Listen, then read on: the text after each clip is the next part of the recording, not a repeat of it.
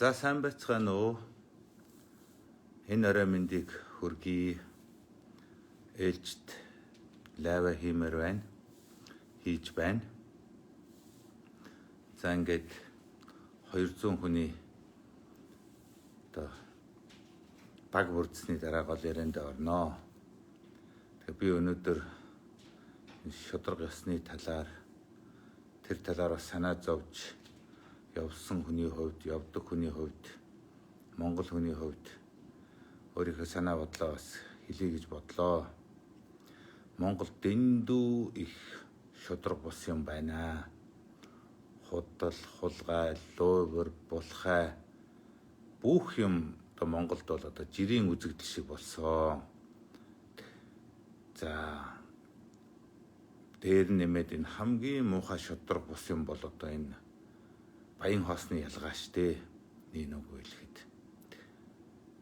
Нэг хэсэг нь хитрхи баяжаад тэгээд дийлэнх нь одоо дийлэнх гэдэг нь 60% ч биш.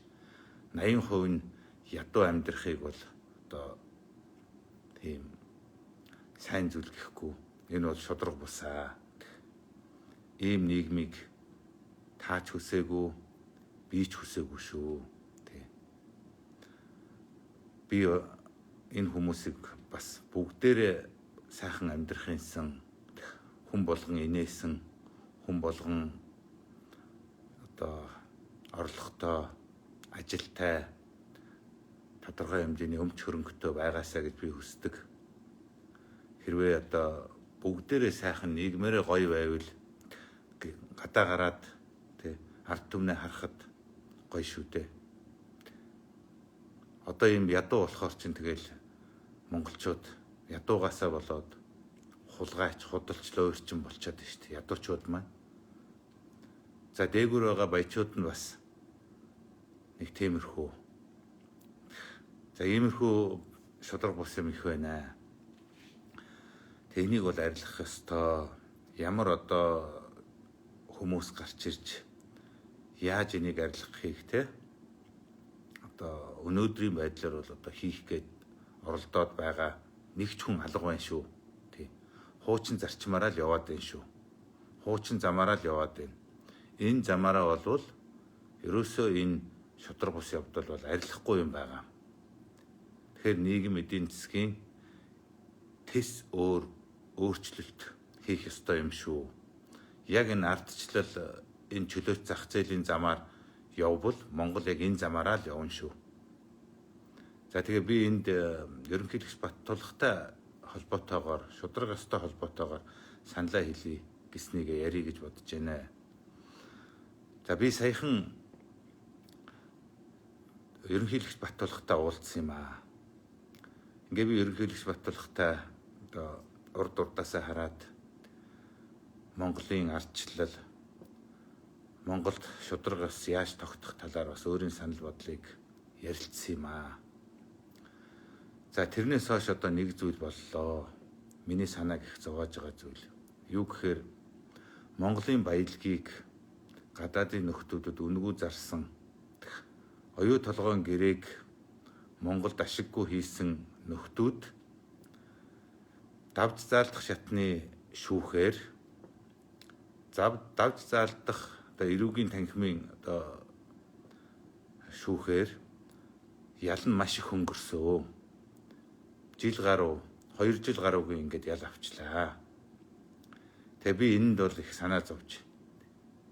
Энэ бол миний бодлоор байж болшгүй зүйлээ. Монгол Улсын ерөнхийлөгч Алтмаагийн Баттулгаа та хоёр шударга ёсны талаар ярьсан. Монголын ардчил, Монгол шударга ёсыг хөгжүүлэх талаар хамтран ажиллах талаар ярьсан. Гэтэл энэ шүүгч нар эрүүгийн одоо давж заалдах шатны шүүгч нар маань юу хийчихвэ? Энэ шударга ёсонд нийцж байгаа юм уу? Яагаад энэ Монголын баялагийг гадныханд зарж хээл ахуул авсан? Гадаадад өчнөөн олон компани байгуулж, өчнөөн олон байшин худалдаж авсан хүн өнөөдөр ингээд бараг ялгүй болчихоо. Би энийг үнэхээр гайхаж байна. Тэ. Хоёрдугаарт Монгол Улсын одоо оюу толгойг за мөн Эрдэнэт үйлдвэрийн маань зарчихсан нөгөө нэг Монгол Улсын ерөнхийлөгч асан сайхан бэлэг яагаад энэ одоо Монголд өнөөдөр ирэхгүй байна? Энэ хүнийг хэн оргуулж зүхтаалгасан бэ? Энэ хүнд гадагшаа явах боломжийг ямар шүүгч өгчих вөө? Яагаад энэ хүн гинтхэн хөлийн хориотой байснаа хорой нь мултраад гадаад яваа. Гадаадаас бид нарыг одоо ингээд доромжлоод тий ингээд байгаад байгаа юм бэ. Нөгөө Интерпол гэдэг чинь яатсан юм бэ? Хэзээ энэ хүнийг авчрах гээд байгаа юм бэ? Ийм муухай шудраг бус юм ингээд болоод байхад тий би одоо таныг энэ дээр арга хэмжээ авна гэж найдаж байна. Тийм учраас би хоёулангийнхаа ярьсан Монгол ардчил шудраг усны талаар та одоо бас санаж байгаа бодож байгаа байх гэж бодож байна. Гадаад руу зүхтаад явсан энэ нөхрийг гаргуулсан тэр хүмүүст яагаад арга хэмжээ авахгүй байна? Нэр нь ил тод болохгүй байна. Тэр хүн яагаад гаднаас ирэхгүй байна? За дотооддоо байгаа олон сая доллар цааш нь хийчихсэн тэр баяр цагт баяр нар яагаад ийм одоо ялыг хөнгөрүүлээд байна? Ямар шүүгч нар энийг хийгээд байна? Нэр ус нь бол над дээр ирсэн байгаа. Би удахгүй зарлана. Ер нь энэ шудраг ус чинь одоо хаач ба? Ийм зүйлийг би бас асууж бас монголчуудаа энийг бас дэмжээрээ, шеэрлээрээ цаашаа явуулаарай. Та бүхэн давлгаалаарай тий. Хэлж ярьж яахгүй бол дахиж сануулж яахгүй бол хариуцлага тооцгож хашгирж өглөж байхгүй бол юу ч өөрчлөгдөхгүй шүү нөхдөө. Тийм учраас байнга би хэлж байгаа тий. Бид тэмцэх ёстой монголчууд.